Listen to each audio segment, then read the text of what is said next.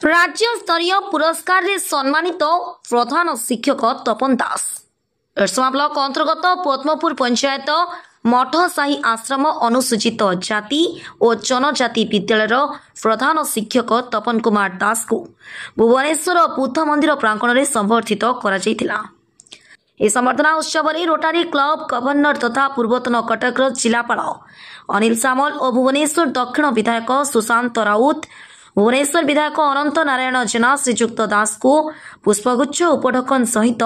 राज्य स्तरीय सर्टिफिकेट और कप दे संबर्धित करथिले।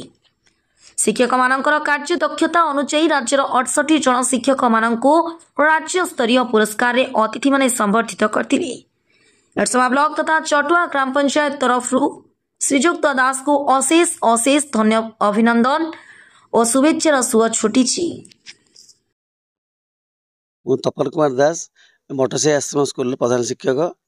मु 15 वर्ष धरी पारेश्वर government girls high school Paradip विज्ञान शिक्षक हिसाब से काम करी ए 2 वर्ष है ये प्रधान शिक्षक भाई कार्य करुँच। तो जो राज्य स्तरीय पुरस्कार पाइले केमती कौन सफल यात्रा मु 15 वर्ष धरी जो शिक्षा सहायक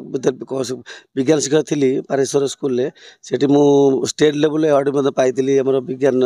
मेला बहुत थर मु बहुत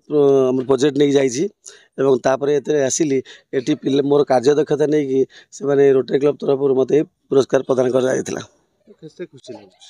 ये तो बहुत भल लगुच राज्य स्तर पुरस्कार पाइबा छोटे कथा नुह ए बहुत प्रशासनिक अधिकारी विधायक मैंने उपस्थित थे आसला बहुत भल लगुच राज्य स्तर पुरस्कार प्राप्त जगत एकमात्र शिक्षक थी। तो चटुआ पंचायत केते गर्व गौरव आप निश्चित भाव गर्व गौरव मत भल लगुच मो बयस कम थिला आहरी मोर आउ चाकरी 11-12 वर्ष अच्छी किंतु यही पुरस्कार पाई आशा कर भविष्य एमती आगक मोर उन्नति हो आहरी पुरस्कार प्राप्त हुए। अन्य शिक्षक मैंने कौन आप कहे वार्ता माध्यम मु भावुची पिला मानकर शिक्षा स्वास्थ्य एवं से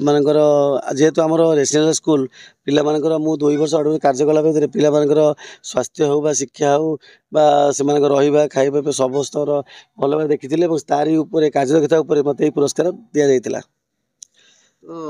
वर्तमान तो शिक्षार सरकार जो शिक्षा विभिन्न प्रकार स्कीम बाहर कर पिला मानकु जो शिक्षक माने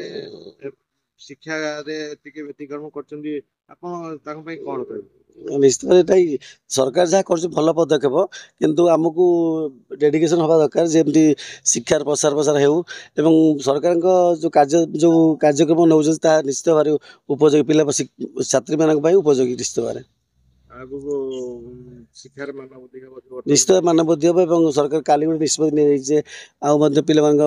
जो शिक्षापी आउ 1 घंटा बुद्धि करा नियम करा निश्चित भाव भल पदक्षेप। ब्यूरो रिपोर्ट धनुष एक्सप्रेस।